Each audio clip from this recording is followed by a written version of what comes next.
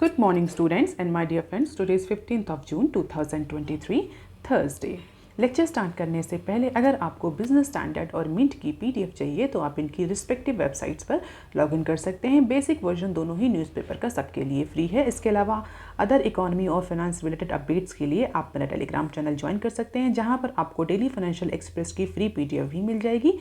इसके अलावा business standard, economic times और मिंट की न्यूज़ हेडलाइंस की डेली नोटिफिकेशन भी इस टेलीग्राम चैनल पर आपको डेली मिलती है। तो अगर आप किसी भी कॉम्पिटिटिव एग्जाम की तैयारी कर रहे हैं तो ये टेलीग्राम चैनल आपके लिए यूजफुल हो सकता है। इसके अलावा आप मुझे ट्विटर, रिसर्चगेट, फेसबुक और इंस्टाग्राम पर भी ज्वाइन कर सकते हैं। रिकमेंडेड प्ले स्पीड है इस वीडियो की 1.25 है। Thought of the day is, even a mistake may turn out to be one thing necessary to a worthwhile achievement। और आज के मिंट पेपर की अप्रॉक्सीमेटली 11 इंपॉर्टेंट न्यूज़ हेडलाइंस हैं, बिजनेस स्टैंडर्ड की अप्रॉक्सीमेटली 15 इंपॉर्टेंट न्यूज़ हेडलाइंस हैं और आज के डिस्कशन में हम 40 न्यूज़ आर्टिकल्स कवर करेंगे। तो जल्दी से स्टार्ट करते हैं आज का पहला आर्टिकल, जो कि मिंट के पेज नंबर 1 पर दिया हुआ है। Infra credit growth is in slow lane despite growing optimism.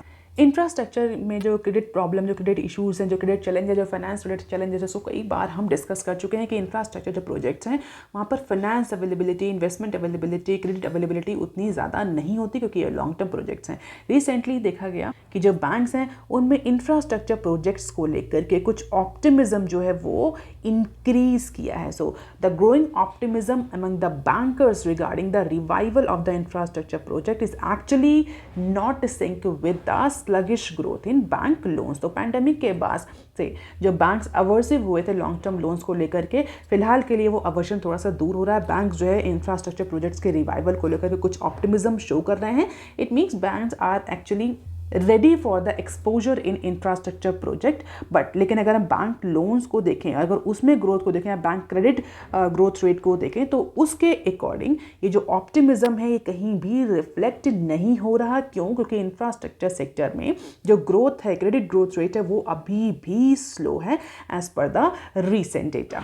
तो रिजर्व बैंक ऑफ इंडिया ने इंफ्रास्ट्रक्चर प्रोजेक्ट्स और इंफ्रास्ट्रक्चर क्रेडिट ग्रोथ को लेकर के रीसेंट डेटा पब्लिश किया है और उस डेटा के according infrastructure loan in April month grew 1.7% year on year basis. तो 1.7% का ग्रोथ रेट इंफ्रास्ट्रक्चर क्रेडिट या इंफ्रास्ट्रक्चर लोन में देखने को मिल रहा है in the month of April. अगर क्वांटम की बात करें, वैल्यू की बात करें, तो अप्रॉक्सीमेटली 12.2 ट्रिलियन का इंफ्रास्ट्रक्चर लोन अप्रैल के मंथ में देखने को मिला, जो कि उससे पहले वाले मंथ में यानी कि मार्च में जबकि हमें इसमें कॉन्ट्रैक्शन देखने को मिला था। 0.7% का कॉन्ट्रैक्शन था इंफ्रास्ट्रक्चर लोन में। तो अप्रैल में थोड़ा सा इंक्रीज, ये आप कह सकते हैं पॉजिटिव इंक्रीज हमें देखने को मिला है। 1.7% का अप्रॉक्सीमेटली 12.2 ट्रिलियन का इंफ्रास्ट्रक्चर लोन जो है बैंक्स ने ग्रांट किया इन द मंथ ऑफ अप्रैल। हालांकि ग्रोथ रेट तो है, पॉजिटिव ग्रोथ रेट है, एक्सपेंशन देखने को मिल रहा है, लेकिन अगर एक्सपेक्टेशंस और फोरकास्ट को देखें तो उतना रोबस्ट ग्रोथ रेट अप्रैल 2023 में देखने को नहीं मिलना जितना कि एंटिसिपेट किया था। कि रिसेंटली गवर्नमेंट जो है वो इंफ्रास्ट्रक्चर स्पेंडिंग को पुश कर रही है। इंफ्रास्ट्रक्चर एक्सपेंडिचर को, चाहे वो प्राइवेट इन्वेस्टमेंट हो चाहे वो गवर्नमेंट एक्सपेंडिचर, उसको गवर्नमेंट पुश करना चाह रही है क्योंकि इंफ्रास्ट्रक्चर में अगर एक्सपेंडिचर बढ़ता है तो उसके मल्टीपल एडवांटेज होते हैं इकोनॉमी को। ऐसा नहीं कि सिर्फ इंफ्रास्ट्रक्चर डेवलपमेंट होता है, that leads to employment generation, that leads to more economic activities और ओवरऑल इसका इंपैक्ट हमें लॉन्ग टर्म इंडिया की जीडीपी और इकोनॉमिक ग्रोथ पर देखने को मिल रहा है। तो इंफ्रास्ट्रक्चर प्रोजेक्ट डेवलपमेंट, जब इंफ्रास्ट्रक्चर स्पेंडिंग इंक्रीज होती है तो वो इकोनॉमी के लिए एक अच्छा इंडिकेशन होता है, स्पेशली इंडियन इकोनॉमी और किसी भी डेवलपिंग इकोनॉमी के लिए। तो रीसेंट टाइम्स में गवर्नमेंट जो है वो इंफ्रास्ट्रक्चर स्पेंडिंग को पुश कर रही है to crowd in private investment. हालांकि अगर हम देखें पिछले लास्ट 2 ईयर से, अप्रैल 21 से लेकर के अप्रैल 23 तक का डेटा देखें तो बहुत ज़्यादा इंफ्रास्ट्रक्चर लोन में हमें ग्रोथ देखने को नहीं मिल रही in spite of the government promotion, government push on infrastructure spending. तो भले ही गवर्नमेंट ने कितने भी इंफ्रास्ट्रक्चर प्रोजेक्ट लॉन्च किए हो, चाहे वो गति शक्ति हो, चाहे वो मल्टी मॉडल कनेक्टिविटी या किसी other infrastructure, road transport, rail transport, shipment को लेकर के कितने भी, वेयर हाउसिंग को लेकर कितने भी प्रोजेक्ट हों, उसके बावजूद भी जो बैंक्स हैं वो अभी भी बहुत ज़्यादा इंथुजियास्टिक नहीं है, या जो बैंक्स का जो क्रेडिट है वो अभी बहुत ज़्यादा इंक्रीज नहीं करा। It means banks are still not ready for big exposure in infrastructure project, जो कि ये लॉन्ग टर्म नेचर के होते हैं, रिस्की होते हैं, कई बार प्रोजेक्ट जो है वो डीले हो जाते हैं। तो बैंक्स और जो लेंडर्स होते हैं उनका जो इन्वेस्टमेंट होता है वो टैप हो जाता है। हालांकि अगर गवर्नमेंट की बात करें तो गवर्नमेंट ने इस बार जो कैपिटल एक्सपेंडिचर है, बजटेड कैपिटल एक्सपेंडिचर है, वो 10 ट्रिलियन का प्लान किया है फॉर फाइनेंशियल ईयर 24, जो कि पिछले साल से 33% ज़्यादा। तो गवर्नमेंट खुद भी जो गवर्नमेंट एक्सपेंडिचर है इंफ्रास्ट्रक्चर में उसको भी इंक्रीज़ कर रही है, और साथ ही साथ गवर्नमेंट जो है वो प्राइवेट इन्वेस्टमेंट को भी बूस्ट कर रही है डिफरेंट फाइनेंशियल इंस्ट्रूमेंट्स और डिफरेंट मोड्स को प्रमोट करते हैं। लेकिन अभी भी जो ग्रोथ रेट है इंफ्रास्ट्रक्चर लोन में वो अभी भी बहुत ज़्यादा नहीं है। अब देख लेते हैं article number 2 that is given on page number 1 of mint paper. IEA to review all conditions for India's membership Fatih Birol. तो ये एक इंटरव्यू है, इंटरव्यू का इनक्रिप्ट्स दिए हुए हैं जहाँ पर जो एग्जीक्यूटिव डायरेक्टर्स हैं इंटरनेशनल एनर्जी एजेंसी जिसको IEA बोलते हैं, उन्होंने इंडिया की मेंबरशिप को लेकर के अपने कुछ ओपिनियन दिए हैं। और रिसेंटली IEA ने अपनी medium term oil market report publish करी है और उसके अकॉर्डिंग 6% इंक्रीज जो है वो प्रिडिक्ट किया है ग्लोबल ऑयल डिमांड में फ्रॉम 2022 टू 2028, यानी 2022 से लेकर के 2028 के बीच में IEA के अकॉर्डिंग 6% इंक्रीज देखने को मिलेगा ग्लोबल ऑयल डिमांड में। और 2028 तक जो ग्लोबल ऑयल डिमांड है वो approximately 105.7 million barrel per day तक पहुंच जाएगी। और इसी पर्टिकुलर ऑयल रिक्वायरमेंट में उन्होंने कई सारी और कंडीशंस को भी एक्सेस करने की बात कही है। उन्होंने बोला है कि जो ऑर्गेनाइजेशन और जो इंडियन गवर्नमेंट है, ऑर्गेनाइजेशन मीन्स जो IEA है और इंडियन गवर्नमेंट के बीच में जो डिस्कशन है वो बहुत जल्दी स्टार्ट होगा, लेकिन उससे पहले IEA जो है वो इंडिया की मेंबरशिप को लेकर के, इंडिया के एफर्ट्स को लेकर के अपना जो असेस है, अपना जो रिव्यू है वो करेगा।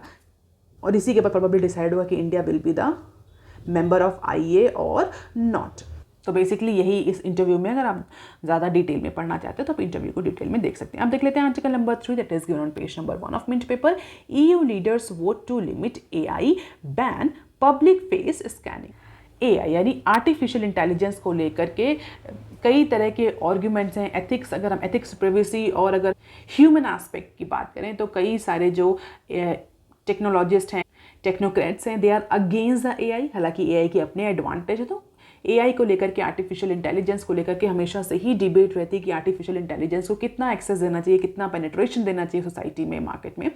उसी को लेकर के, उसी कंटेक्स्ट में ये न्यूज़ है। यूरोपियन पार्लियामेंट ने रिसेंटली वोटिंग करी है। किस लिए वोटिंग करी है? To ban the real time remote biometric surveillance. Biometric surveillance को लेकर के, यानी AI बेस्ड जो सर्विलांस है जहाँ पर टोटल फेस स्कैनिंग करी जाती है रियल टाइम बेसिस पर, उस पर्टिकुलर इशू को लेकर के वोटिंग हुई है यूरोपियन पार्लियामेंट में। और जो डिसीजन लिया गया है वो यही लिया गया है कि फिलहाल के लिए जो real time remote biometric surveillance है उस पर कंप्लीट बैन लगा दिया जाएगा। That will put law makers at odd with European Union 27 countries in upcoming negotiation. तो फिलहाल के लिए यूरोपियन पार्लियामेंट में कंप्लीट बैन का जो प्रपोजल है वो पास हो गया है। Most of the members have voted for this blanket ban. हालांकि ऐसा नहीं, ब्लैंकेट बैन पहले भी एग्री किया गया था लॉ मेकर्स के बीच में, was up in air after the political deal fell apart last week. इसके अलावा कई सारे और AI के यूजर्स को, जनरल जो पर्पस है AI के, आर्टिफिशियल इंटेलिजेंस के यूजर्स को, लाइक ChatGPT और इन सब के यूजर्स को लेकर के भी एडिशनल मेजर्स जो हैं उनको पास किया गया और उसके लिए वोटिंग करी गई है। और उसके तहत पार्लियामेंट ने डिसाइड किया कि जो ये कंपनीज हैं OpenAI, गूगल, ये पहले रिस्क असेसमेंट परफॉर्म करेंगी, उसको समराइज करके उसकी रिपोर्ट, जो भी कॉपीराइट मटेरियल वो यूज़ करें फॉर एनी पर्पस, अपने मॉडल्स को बनाने के लिए जो भी डेटाबेस वो यूज़ कर रहे हैं, जो भी डेटा यूज़ कर रहे हैं, जो भी कॉपीराइट मटेरियल वो यूज़ कर रही हैं, उसकी इन्फॉर्मेशन रिपोर्ट के फॉर्म में उन्हें देनी पड़ेगी, चाहे वो AI किसी भी पर्पस के लिए, regardless of how they are use, किसी भी पर्पस के लिए कैसे भी यूज़ किया जा रहा हो। तो रिस्क असेसमेंट को लेकर के, रिपोर्ट को लेकर के, कॉपीराइट मटेरियल के यूजेस को लेकर के पूरी डिटेल रिपोर्ट जो है वो, या पूरा जो रिस्क असेसमेंट है वो इन कंपनीज को करना पड़ेगा। और the parliament entire draft for AI act passed on Wednesday. तो फाइनली जो AI एक्ट है वो कल पास हो गया, जहां पर आगे के डिस्कशन को लेकर के, जिसको ट्राइलॉग बोला जा रहा है, ट्राइलॉग नेगोशिएशन, AI के यूज़ को लेकर के जो ट्राइलॉग नेगोशिएशन होता है किससे किसके बीच में, पार्लियामेंट, EU मेंबर स्टेट और यूरोपियन कमीशन के बीच में जो डिस्कशन स्टार्ट होगा वो भी अब इसके बाद इनिशिएट हो जाएगा। तो फाइनली AI एक्ट पास हो चुका और AI पर, यानी आर्टिफिशियल इंटेलिजेंस पर बहुत सारे बैन लगाए जा चुके हैं फॉर पब्लिक यूज़।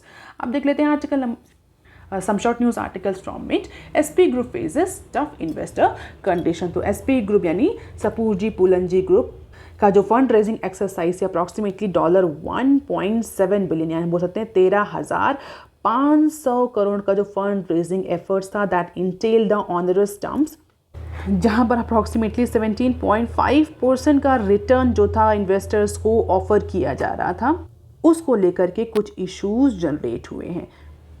और ऐसा कहा रहा है कि जो फंड कहा जा रहा है, जो फंड रेजिंग एक्सरसाइज करी जा रही थी, कई सारे जो डेट ऑब्लिगेशंस हैं, जो ड्यूज़ हैं, उनको रीपे करने के लिए, जैसे कि अगर हम बात करें तो 4,400 करोड़ का बैंक का रीपेमेंट है, 3,225 करोड़ का प्री पेमेंट करना है किसी अदर डेट को लेकर के, अप्रॉक्सीमेटली 3,000 करोड़ को वर्किंग कैपिटल के लिए चाहिए। तो कई सारे एरियाज़ में फंड रिक्वायरमेंट है, जिसको लेकर के सपूजी पुलंजी ग्रुप जो है, या बोल सकते हैं पुलंजी ग्रुप या SP ग्रुप जो है, वो अप्रॉक्सीमेटली 13,500 करोड़ का फंड रेज कर रहा था। And this move comes as it seeks to meet its financial obligation. The conglomerate has to repay lender approximately 4,400 crore. और अगर इससे पहले की बात करें तो जो SP ग्रुप है, ये ऑलरेडी अपने कई सारे बिजनेसेस को सेल कर चुका है, कई सारे बिजनेसेस के जो स्टेक है उनको होल्ड पर रख चुका है in order to raise the fund.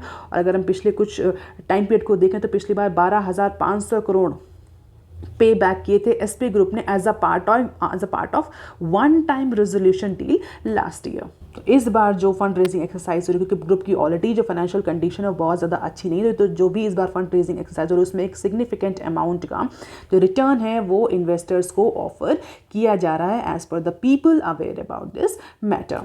And the group has offered to pay back the entire 13,500 crore within 30 days, promising an internal rate of return 17 to 17.5%. Let us see कि जो fund raising exercise है ये किस तरीके से जो SP group है ये परफॉर्म करता है। आप देख लेते हैं next clip. Fresh demat account opening hits 9-month high in May. So जो न्यू डीमैट अकाउंट है, I hope many of you might be knowing what is this demat account. जैसे हम शेयर्स की ट्रेडिंग करते हैं, long term and short term जो trading होती है उसके लिए डीमैट अकाउंट की ज़रूरत होती है। तो अगर हम डीमैट अकाउंट ओपनिंग की बात करें तो मई के मंथ में जो नए डीमैट अकाउंट ओपन हुए हैं वो सिग्निफिकेंटली इंक्रीज हुआ है। नंबर जो नए डीमैट अकाउंट रजिस्टर्ड हुए हैं, ओपन हुए हैं, वो सिग्निफिकेंटली इंक्रीज हुए हैं। That is fuelled by broader market rally and record derivative volumes. And by the end of May approximately 118.5 million demat account जो थे वो ओपन थे, अप फ्रॉम 2.15 मिलियन और 32% हायर देन अप्रैल। तो अप्रैल के मंथ से 32% ज़्यादा नए डीमैट अकाउंट मई के मंथ में ओपन हुए। This was the highest monthly increase since August. अब देख लेते हैं नेक्स्ट क्लिप। बिजनेस स्टैंडर्ड के article, Indian oil demand growth to cross China's by 2027 IEA। तो मिंट के अलावा आज IEA की न्यूज़ को बिजनेस स्टैंडर्ड ने भी 2 न्यूज़ आर्टिकल्स को कवर किया, दोनों को हम यहीं डिस्कस करेंगे। India will overtake China bye 2027 as biggest driver of crude oil demand across the globe। तो इंटरनेशनल एनर्जी एजेंसी ने भी रिसेंटली ऑयल को लेकर के, ग्लोबल क्रूड ऑयल डिमांड को लेकर के अभी अपना जो एक रिपोर्ट है वो पब्लिश करी, अपने प्रेडिक्शंस पब्लिश किए, अभी उसको हमने मिनट में डिस्कस भी किया। तो IEA की जो latest medium term market report publish हुई ऑयल डेटा को लेकर के, एनर्जी डिमांड को लेकर के, वो वेडनेसडे को रिलीज हुई है और उसमें ग्लोबल डिमांड के बारे में भी प्रोजेक्शन किया है जिसको हमने मिनट में डिस्कस किया है। लेकिन यहाँ पर स्पेसिफिकली इंडिया और चाइना की ऑयल डिमांड को देखें तो इस पर्टिकुलर रिपोर्ट के अकॉर्डिंग जो एनुअल राइज हो रहा है चाइना की ऑयल डिमांड में वो 2024 में थोड़ा सा रिड्यूस होगा after growing a wide margin in 2023। तो 2023 में जिस तरीके से चाइना में ऑयल डिमांड इंक्रीज हुई थी उतना सिग्निफिकेंट इंक्रीज हमें इस फाइनेंशियल ईयर में देखने को नहीं मिलेगा। चाइना की जो ऑयल डिमांड है वो थोड़ी सी टेपर होगी, थोड़ी सी रिड्यूस होगी। और अगर अभी के टॉप 3 कंट्रीज़ की बात करें, 3 लार्जेस्ट ऑयल कंज्यूमर की बात करें वर्ल्ड लेवल पे, तो यूनाइटेड स्टेट्स, चाइना और इंडिया जो है वो टॉप 3 लार्जेस्ट ऑयल कंज्यूमर हैं वर्ल्ड में as per this medium term market report by International Energy Agency. तो अगर इन तीनों कंट्रीज़ की ऑयल डिमांड को देखें तो चाइना की जो ऑयल डिमांड थी वो 2023 में सिग्निफिकेंटली इंक्रीज हुई थी, लेकिन 2024 में ये इंक्रीज इतना शार्प नहीं रहेगा। हालांकि जो इंडस्ट्रियल ग्रोथ है, जो डोमेस्टिक कंजप्शन है, वो तो इंक्रीज़ करेगा, बट इसके बावजूद भी जो ऑयल डिमांड है चाइना में वो मार्जिनली रिड्यूस कर सकती है as per this medium term market report. अगर इंडिया की बात करें इसी कंटेक्स्ट में, तो demand in India is expected to slowly but steadily rise. तो इंडिया के केस में चाइना जितना इंक्रीज हमें, जैसे चाइना में 2023 में ऑयल डिमांड जिस सिग्निफिकेंट नंबर से इंक्रीज हुई, उतना इंक्रीज हमें इंडिया के केस में देखने को नहीं मिलेगा कि सडन इंक्रीज हो या बहुत शार्प इंक्रीज देखने को मिले 2024 में। लेकिन जो इंक्रीज है वो स्टडी रहेगा। इट मीन जो डिमांड है वो कंटिन्यूअसली इंक्रीज होती रहेगी स्लो पेस मैनर में। और जैसे जैसे इंडिया की जो ग्रोथ बढ़ेगी, जैसे जैसे इंडिया जो है अपना स्टेटस स्ट्रॉन्ग करेगा as fastest growing economy in the world, वैसे वैसे इंडिया की demand year by year study form में इंक्रीज होगी। और ऐसा कहा जा रहा है कि 2027 तक ये चाइना की जो ऑयल डिमांड है उसको भी ओवरटेक कर लेगी। So this is the changing energy landscape as per IEA। India की जो ऑयल डिमांड है वो 1 मिलियन बैरल पर डे के हिसाब से ग्रो करेगी बाय 2028। चाइना की जो ऑयल डिमांड है वो 2024 के बाद से श्रिंक होना शुरू हो जाएगी। अभी चाइना जो है वो अप्रॉक्सीमेटली 60% ग्लोबल ऑयल डिमांड का कॉन्स्टिट्यूट करता है। 2023 तक जितनी भी ग्लोबल ऑयल डिमांड थी उसका 60% चाइना ही अकाउंट करता था। What is current global demand, oil demand? तो अगर हम बात करें 102 मिलियन BD या बैरल पर डे की डिमांड थी 2023 तक, जो कि 105 मिलियन बैरल पर डे हो जाएगी 2028 तक। ये न्यूज़ भी हम मिनट में कवर कर चुके हैं। So this is the projection about the changing energy landscape by IEA। अब इसी के साथ एक और न्यूज़ है, वो भी हम देख लेते हैं। India now at a centre of global energy affair says IEA chief. तो यहाँ पर उनका इंटरव्यू है, जो IEA के चीफ हैं जिनका भी हमने मिंट में इंटरव्यू डिस्कस किया है। और उनके अकॉर्डिंग आगे आने वाले टाइम में जिस तरीके से एनर्जी डिमांड चेंज हो रही है, एनर्जी डिमांड की लैंडस्केप चेंज हो रही है, India has formally become the centre of global energy affair. क्योंकि आगे आने वाले टाइम में इंडिया की जो ग्रोथ है वो सिग्निफिकेंटली इंक्रीज ही होती रहेगी। अगर हम बड़े इकॉनमीज से, मेजर जो डेवलप इकॉनमीज़ की बात करें, चाहे वो USA हो चाहे वो EU हो, इन सब में जो एनर्जी डिमांड है वो इतनी सिग्निफिकेंटली इंक्रीज नहीं करेगी। क्यों? क्योंकि ऑलरेडी डेवलप हो चुके हैं कंट्रीज, इनकी जो बेसिक रिक्वायरमेंट्स हैं, जो इंफ्रास्ट्रक्चर डेवलपमेंट है, जो भी पेस है वो ऑलरेडी मैक्सिमम लेवल पर अचीव हो चुकी है। तो जो ग्लोबल डिमांड है उतनी स्पीड से इन इकोनॉमीज में, स्पेशली इवन चाइना में भी वो इंक्रीज हमें देखने को नहीं मिलेगा, जो कि प्रोजेक्शन है IEA कि 2024 के बाद से चाइना की जो एनर्जी डिमांड है वो भी अब कॉन्ट्रैक्ट करेगी। तो आगे आने वाले टाइम में इंडिया जो है वो ग्लोबल एनर्जी अफेयर का सेंटर पॉइंट होगा, क्योंकि इंडिया जो है वो सिग्निफिकेंटली ग्रो करेगा, इंडियन इकोनॉमी जो है वो सिग्निफिकेंटली ग्रो करेगी। और इंडियन इकोनॉमी की ग्रोथ के साथ इंडिया की जो एनर्जी डिमांड है, जो ऑयल डिमांड है, वो भी इंक्रीज होगी। तो आगे आने वाले टाइम में इंडिया जो है वो बहुत इंपॉर्टेंट रोल प्ले करेगा ऑन ग्लोबल एनर्जी अफेयर, ऐसा मानना है फेथ बेरोल का, जो कि IEA के चीफ है। इसके अलावा सस्टेनेबल एनर्जी को लेकर के भी इंडिया के एफर्ट्स को उन्होंने अप्रिशिएट किया। India can soon become the world leader in green hydrogen production. India का जो टारगेट है अप्रॉक्सीमेटली ₹8 ट्रिलियन के इन्वेस्टमेंट का into this green hydrogen sector, वो भी पूरा होगा। वो इन्वेस्टमेंट जो है इंडिया को एक इंपॉर्टेंट ट्रेडिंग पार्टनर के फॉर्म में ग्लोबल लेवल पर प्रोजेक्ट करेगा। तो इंडिया ने जो भी national green hydrogen mission launch किया, जहाँ पर इंडिया प्लान कर रहा है अप्रॉक्सीमेटली ₹8 ट्रिलियन के इन्वेस्टमेंट को, जिससे कि ग्रीन हाइड्रोजन का प्रोडक्शन जो है इंडिया में इंक्रीज हो सके। इस सारे इंडिया के एफर्ट्स को लेकर के ये interview, if you want to read this in detail you can read, otherwise जो क्रक्स है वो हमने डिस्कस कर लिया। अब देख लेते हैं article number 5 that is given on page number 4 of business standard. May WPI inflation falls to over 7 years low of -3.48%। कल के न्यूज़ एनालिसिस में हमने CPI के बारे में डिस्कस किया था। आज की जो इन्फ्लेशन को लेकर के जो न्यूज़ है वो WPI के बारे में। WPI stands for wholesale price based index, wholesale price index based inflation. WPI means wholesale price index. Pandemic की ड्यूरेशन में अगर आपको याद हो या आप रेगुलर चैनल फॉलो करो तो आपको पता होगा कि उस समय जो WPI थे वो पिछले 18 और 19 महीनों तक लगभग डबल डिजिट में रही थी। और इसकी वजह से CPI भी थी वो RBI की टॉलरेंस लिमिट से ऊपर ही रही थी। लेकिन अगर हम अब देखें तो दोनों ही केसेस में, चाहे वो CPI हो चाहे वो WPI, दोनों के ही केसेस में हमें फॉल देखने को मिल रहा है। स्पेशली अगर हम WPI की बात करें तो WPI अपने 7 साल के लोएस्ट पॉइंट पर पहुंच गया है। So India's WPI based inflation recessed further into deflationary territory in May के मंथ में हमें जो WPI है वो डिफ्लेशनरी टेरिटरी यानी माइनस या कॉन्ट्रैक्शन में देखने को मिली, जो इसकी वजह से अपने 7 सालों के लोएस्ट पॉइंट पर पहुंच गई। कितनी रही WPI?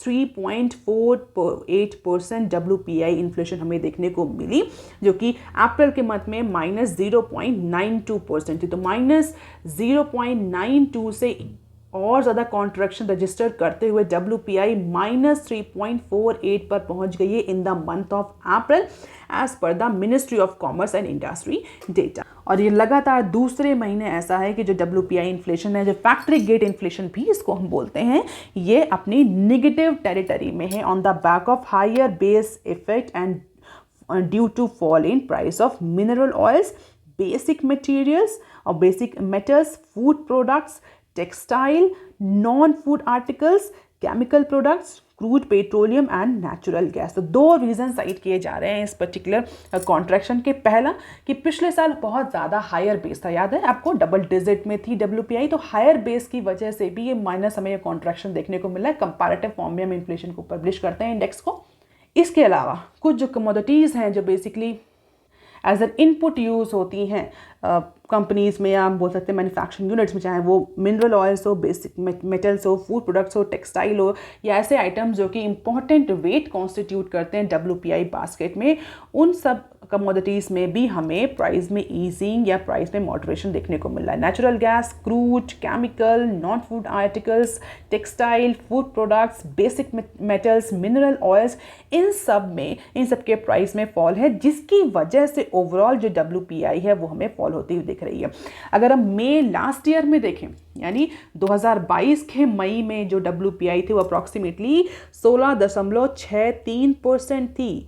सो डबल डिजिट से सडनली माइनस की टेरिटरी में, डिफ्लेशनरी टेरिटरी में WPI देखने को मिल रही है। इससे पहले अगर हम देखें कब WPI माइनस में थी, तो अक्टूबर 2015 में -3.7% था WPI का। तो यानी 7 साल पहले ये माइनस टेरिटरी में, डिफ्लेशनरी टेरिटरी में WPI थी।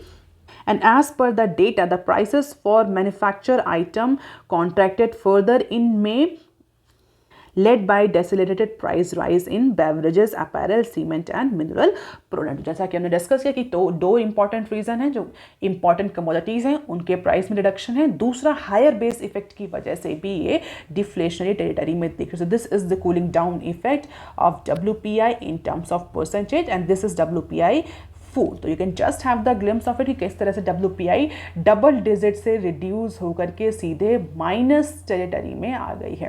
अब देख लेते हैं next clip, article number 6, that is given on page number 6 of business standard. Bank seeks RBI clarification on fresh funding to wilful defaulters. Recently reserve bank of India ने guideline publish करी थी और हमने इस न्यूज़ को cover भी किया था। अगर आप रेगुलर हैं चैनल पर तो आपको पता होगा, कॉम्प्रोमाइज सेटलमेंट को लेकर के, विलफुल डिफॉल्टर्स को लेकर के recently reserve bank of India ने कुछ गाइडलाइंस पब्लिश करी थी, जहां पर लेंडर्स को अलाउ किया था कि अगर वो चाहें तो जो लोन डिफॉल्टर्स हैं उनसे कॉम्प्रोमाइज सेटलमेंट कर सकते हैं, कुछ नेगोशिएशन, कुछ डिस्कशन करके जो फ्रॉड अकाउंट्स हैं, विलफुल डिफॉल्टर्स हैं, उनके जो NPAs हैं उनको सेटल कर सकते हैं। तो इन्हीं गाइडलाइंस को लेकर के जो कमर्शियल बैंक्स हैं, they are seeking more clarification from reserve bank of India.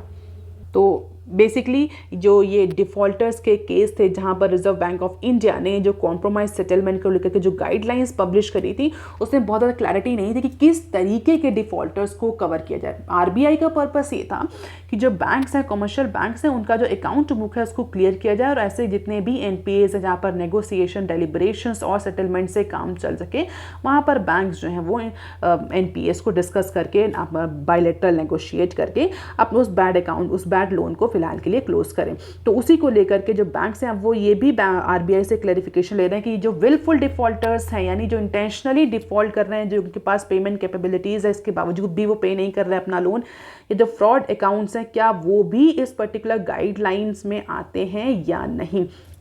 कि जो डेट रिकास्ट को लेकर के जो नॉर्म्स थे, स्टाफ अकाउंटेबिलिटी को जो लेकर इश्यूज़ हैं, जहाँ पर स्टाफ अकाउंटेबिलिटी अगर हम बात करें तो कई बार ऐसा भी देखा गया कि जो मैनेजर्स होते हैं या जो लेंडिंग अथॉरिटीज़ होते हैं जिनके पास लोन ग्रांट करने की परमिशन होती है, वो इंटेंशनली ऐसे बोरोवर्स को, ऐसे इंडिविजुअल्स को लोन देते हैं, जानते हैं कि उनकी जो क्रेडिट वर्दीनेस है वो अच्छी नहीं है, इसके बावजूद भी वो उसको लोन ग्रांट करते हैं on the basis of certain commission की, थोड़ा सा कमीशन और थोड़ा सा कट लेकर के वो इंटेंशनली ऐसे बोरोवर्स को लोन दे देते हैं जो कि इनको पता होता है कि आगे जाकर के डिफ़ॉल्ट होंगे।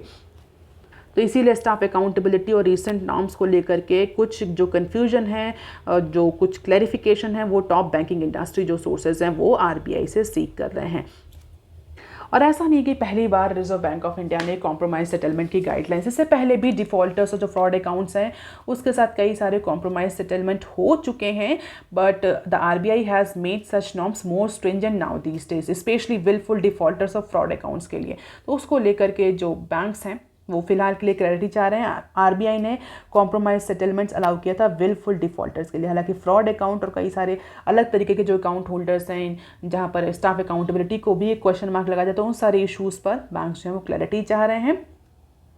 और क्योंकि अगर फ्रॉड अकाउंट्स इसमें इंक्लूड किए जाते हैं, विलफुल डिफॉल्टर्स के जो कॉम्प्रोमाइज सेटलमेंट है, इसमें अगर फ्रॉड अकाउंट्स जो हैं वो इंक्लूड किया जाता है तो फिर क्रिमिनल प्रोसीडिंग्स जो होती हैं वो किस तरीके से होंगी इन फ्रॉड अकाउंट्स को लेकर। अगर बैंक ने सेटलमेंट कर लिया देन बैंक्स किस तरीके से क्रिमिनल प्रोसीडिंग्स जो है इनिशिएट कर सकते हैं या फॉलो कर सकते हैं अगेंस्ट दिस फ्रॉड अकाउंट्स।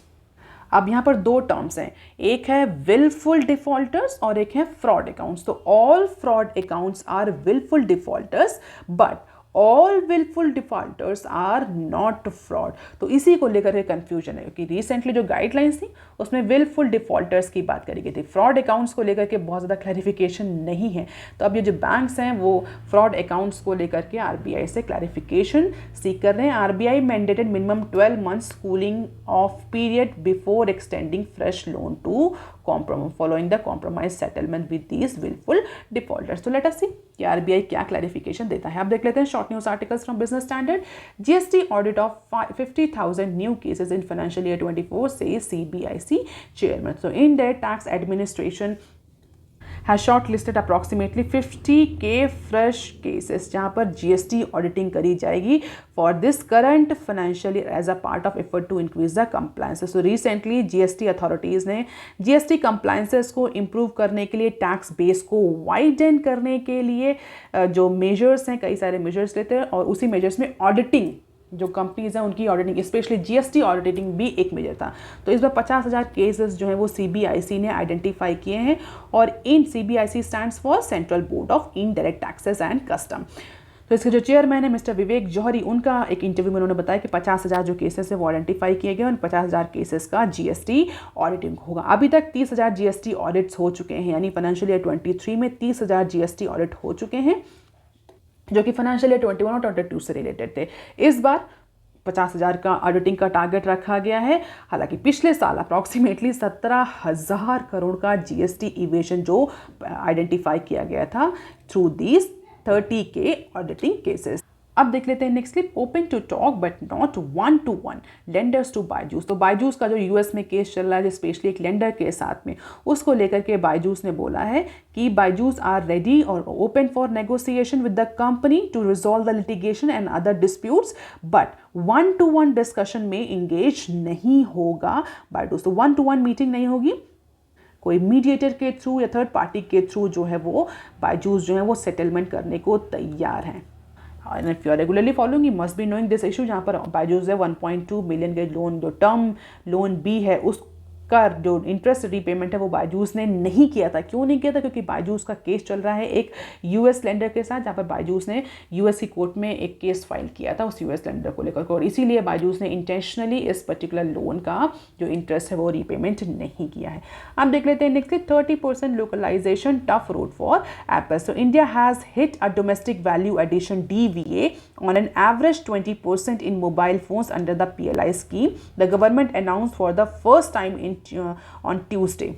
तो इनिशियली जो PLI स्कीम गवर्नमेंट ने मोबाइल मैन्युफैक्चरिंग सेक्टर के लिए लॉन्च करी थी, यहाँ पर गवर्नमेंट ने 20% लोकलाइजेशन का नॉर्म लगाया था। इट मीन्स जो भी प्रोडक्शन हो रहा है, इसमें जो भी कंपोनेंट्स यूज़ हो रहे हैं, जो भी पार्ट्स यूज़ हो रहे हैं, वो 20% डोमेस्टिक होने चाहिए, मतलब इंडिया की टेरिटरी में बने हुए होने चाहिए। हालांकि गवर्नमेंट का जो एम है वो ये है कि 2026 तक इस लोकलाइजेशन की रिक्वायरमेंट को 20% से इंक्रीज़ करके 35 से 40% कर दिया जाए। मतलब अप्रॉक्सीमेटली जो ये डोमेस्टिक वैल्यू एडिशन है DVA है, इसको लोकलाइजेशन नॉर्म्स भी बोलते हैं, इसको गवर्नमेंट जो है वो 30 से 40% तक इंक्रीज़ करेगी 2026 तक।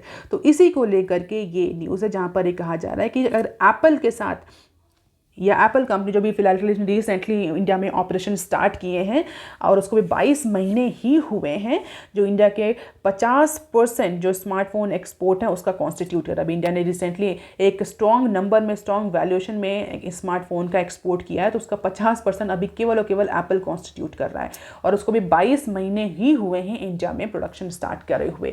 तो अगर ये 35 से 40% का नॉर्म अगर 2026 तक गवर्नमेंट अप्लाई करने की सोच रही है, that will be the tough road for Apple, क्योंकि बहुत सारे कंपोनेंट जो एप्पल के हैं हो सकता है प्रोबेबली वो डोमेस्टिकली अवेलेबल ना हो, इंडियन डोमेस्टिक मार्केट में अवेलेबल ना हो, तो एप्पल के लिए ये टफ रोड हो सकती है।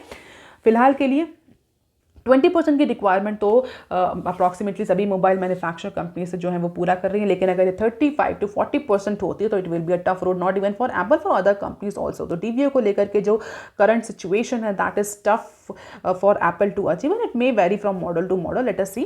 फिलहाल एक्सपर्ट का मानना है कि it is not very easy for the Apple to attain this percentage of DVA.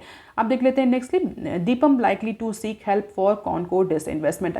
अभी रिसेंटली हमने डिस्कस किया था कि कंटेनर कॉरपोरेशन ऑफ इंडिया का जो डिसइन्वेस्टमेंट प्लान है जो पिछले कई सालों से चल रहा है और वो एग्जीक्यूट नहीं हो पा रहा, उसको लेकर के इस बार डिपार्टमेंट ऑफ इन्वेस्टमेंट और पब्लिक एसेट मैनेजमेंट ने इंटरवेंशन सीख किया है। किसका? इंटर मिनिस्ट्रियल ग्रुप और टॉप फाइनेंस मिनिस्ट्री के ऑफिशियल्स का, और बोला है कि वो कोऑपरेट करें डिसइन्वेस्टमेंट प्रोसेस में। जो कंटेनर कॉरपोरेशन ऑफ इंडिया, जिसको हम शॉर्ट फॉर्म में कॉन्कोर भी बोलते हैं, उसका जो डिसइन्वेस्टमेंट है उसमें ये इंटर मिनिस्ट्रियल ग्रुप और टॉप फाइनेंस मिनिस्ट्री ऑफिशियल्स जो हैं वो कोऑपरेट करें, जिससे कि हम रेलवे मिनिस्ट्री के जो इश्यूज़ हैं उनको रिजॉल्व कर सकें, उन पर डेलिब्रेशन कर सकें, क्योंकि रेलवे मिनिस्ट्री का ही सबसे बड़ा कंटेंशियस इशू इस पर्टिकुलर डिसइन्वेस्टमेंट में पड़ा हुआ है। Railway is not ready for actually this much amount of stake dilution, तो इसी को लेकर के रेलवे मिनिस्ट्री जो है वो एग्री नहीं कर रही। Government intended to sell the CONCOR stake worth ₹12,000 crore according to the current market price, लेकिन बहुत टाइम से जो रेलवे की वजह से जो कॉनकोर का डिसइन्वेस्टमेंट है ये एग्जीक्यूट नहीं हो पा रहा। अब देख लेते हैं नेक्स्टली, रेमिटेंसेस ग्रोथ में slow to 0.1%, world bank. So growth of remittances flow into India this calendar year is likely to decelerate to 0.2%, especially because of the economic slowdown in Organization for Economic Cooperation OECD countries में slow down की वजह से, recession की वजह से world bank का ये मानना है इंडिया में जो रेमिटेंसेज आ रहे हैं, जो रेमिटेंसेज की पेस है वो 0.2% तक स्लो डाउन हो सकती है। India is one of the country जहाँ पर सबसे ज़्यादा रेमिटेंसेज रिसीव होता है। रेमिटेंसेज मीन्स जो बाहर के इंडियंस हैं, जो बाहर इंडियन काम कर रहे हैं, वो इंडिया में अपनी कंट्री में अपने घर में जो पैसा भेजते हैं उसको जनरल फॉर्म में हम रेमिटेंसेज बोलते हैं। कि इंडियंस जो बाहर काम कर रहे हैं, जो अर्न कर रहे हैं सैलरी वगैरह, जो भी इन्वेस्टमेंट उनके, जो इंडिया में वो पैसा वापस भेजते हैं अपनी फैमिलीज़ को, अपने किथ एंड केयर्स को, तो that particular part is called as remittances. और इंडिया में अगर हम देखें तो बैलेंस ऑफ पेमेंट में इंडिया में रेमिटेंसेज जो है बहुत इंपॉर्टेंट रोल प्ले करता है। सबसे ज़्यादा रेमिटेंसेज वर्ल्ड में इंडिया में ही आता है। तो उसी को लेकर के वर्ल्ड बैंक ने प्रोजेक्शन किया, सिर्फ इंडिया के बारे में ही प्रोजेक्शन नहीं किए, अदर कंट्रीज़ के बारे में भी प्रोजेक्शन किए। हालांकि इंडिया में क्योंकि सबसे ज़्यादा रेमिटेंसेज आते हैं तो इंडिया को लेकर प्रोजेक्शन ज़्यादा है। वर्ल्ड बैंक के अकॉर्डिंग जो रेमिटेंसेज हैं वो 0.2% तक फॉल कर सकते हैं। और क्यों फॉल कर सकते हैं इसका रीज़न भी वर्ल्ड बैंक ने साइड किया। वर्ल्ड बैंक के अकॉर्डिंग जो OECD कंट्रीज़ हैं, organisation for economic cooperation and development, OECD जो कंट्रीज़ हैं, आपको जो कमेंट सेक्शन में लेकर के बताइए कौन कौन से कंट्रीज़ OECD का पार्ट है। तो जो OECD कंट्रीज़ है जहाँ से इंडिया में सबसे ज़्यादा रेमिटेंसेस आता है, इन कंट्रीज़ में रिसेशन या स्लो डाउन की वजह से जो रेमिटेंसेस ग्रोथ है 2024 में वो स्लेगिश हो सकती है। फ्लैट ट्रेंड हमें देखने को मिलेगा। तो growth of remittances flows in south Asia in 2023 is expected to slow down to 0.3%। Asia की जो ग्रोथ रेट एक्सपेक्ट करिए रेमिटेंसेस की वो 0.3, इंडिया में 0.2। और अगर हम टॉप अदर कंट्रीज़ की बात करें तो इंडिया में अप्रॉक्सीमेटली जो टॉप 5 रेमिटेंसेस रिसीविंग कंट्रीज़ हैं according to 2020 figure billion dollar के टर्म्स में ये नंबर है। तो इंडिया टॉप मोस्ट, जैसा कि डिस्कस कर चुके हैं, followed by Mexico, China, Philippines and Pakistan. ये टॉप 5 रेमिटेंस रिसीविंग कंट्रीज़ हैं एज पर 2022 डेटा। और इस कैलेंडर ईयर में 2023 में रेमिटेंसेस जो है वो सिग्निफिकेंटली डिक्रीज करेगा, कॉन्ट्रैक्ट करेगा, just because of the slow down in OECD countries. So that is all for today students. Please like, share and subscribe. Thank you, have a nice day.